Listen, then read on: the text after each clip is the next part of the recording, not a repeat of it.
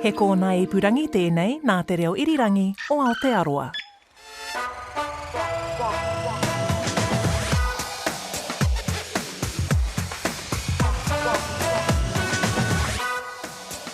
No mai ki te hōtaka or news to me. I'm Zion and we deep dive into the news this week. Get ready, let's get into it. An explosion has rocked downtown Auckland in the early hours of Friday morning. 5 people have been injured after a gas cooker exploded on a building site. One of the workers was cooking some meat and left the appliance on overnight, which exploded when workers opened up the next morning. 4 people have been taken to the burns unit in Middlemore Hospital. The 5th was taken to Auckland Hospital with less serious injuries. A New Zealand soldier has been killed in Ukraine. The Defence Force say Dominic Aberlin was on leave without pay and not on active duty. Ukraine this week marked the anniversary of its independence from Russia and 6 months since the escalation of the war. New Zealand will send another 120 defence staff to Britain to train Ukraine soldiers fighting the Russian invasion.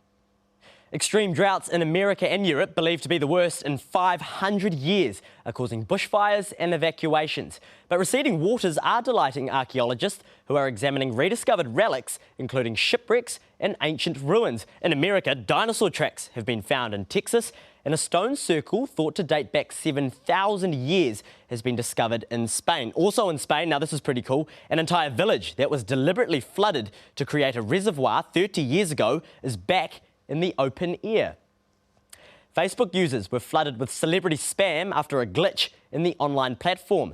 Thousands of people found their social media feeds were full of comments sent to stars such as Taylor Swift, Eminem and Cristiano Ronaldo.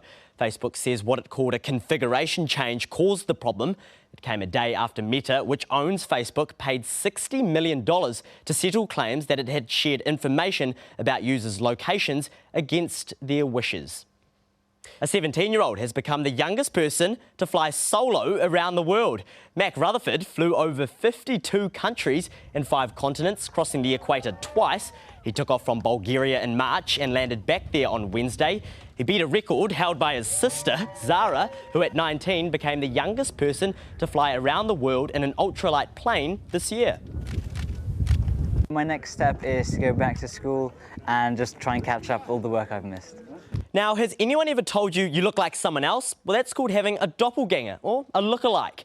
In a report released on Tuesday, scientists have studied people who have look-alike faces actually share similar behaviours and life choices. They even share similar DNA. They hope in the future facial recognition can be used to detect early stages of disease and other genetic mutation. You may have a double out there somewhere, and speaking of doubles, let's talk names. Specifically, New Zealand and Aotearoa. How do we have 2 names for the same country? It's explainer time. We live in one of the most beautiful countries in the world, but I have a question. Are we named Aotearoa or New Zealand? As the first people to arrive to our shores, it's no surprise that Māori were the first to name this land. According to the people of Ngāpuhi, the first ancestor to reach our shores was the intrepid explorer Kupe. A master navigator, Kupe used the stars, the wind and ocean currents to venture out from his homeland in Hawaii, embarking on a journey across the Pacific. There are 2 stories about the first discovery of this new land. The first is that Kupe and his voyagers were guided by a long, bright cloud that they followed throughout the day and night. The second, more well-known version is that Kupe first sighted a peculiar long cloud hanging over the land. Kupe's wife, Kura Marotini, called out, "He ao," meaning a cloud, a cloud. Some say that Kupe derived the name in recognition of his wife's greeting. Others believe that the name is linked to the waka that he arrived on, whose name was Aotea. In either case, Aotearoa was given its first name. It wasn't until hundreds of years later that new names came into play, via a mixture of influences from European explorers. In 1642, Dutch explorer Abel Tasman discovered Aotearoa, and believing the land was linked to South America, he named the country Statenland. However, in 1645, as cartographer Johan Blau was collating these maps into a chart book, he realised that this was not the case. Johan chose to rename Statenland after a marine province in Denmark, known as Zealand, and so it was renamed New Zealand. Finally, in 1770, James Cook translated this into English, creating the name New Zealand. As you can see, there are many explorers who have given names to Aotearoa. And as more and more settlers reached our shores, disagreements and conflict began. So, in 1840, Māori and British representatives attempted to end these disputes by entering into an agreement, Te Tiriti o Waitangi. This document continues to be a key point of conflict for our nation, as Māori and the British disagree as to what this treaty really meant to each party. Regardless, in 1841, New Zealand was officially considered a colony within the British Empire and has been called New Zealand ever since. There are those that believe we should be using the first given name of Aotearoa, and those who identify more significantly with our newest name, New Zealand.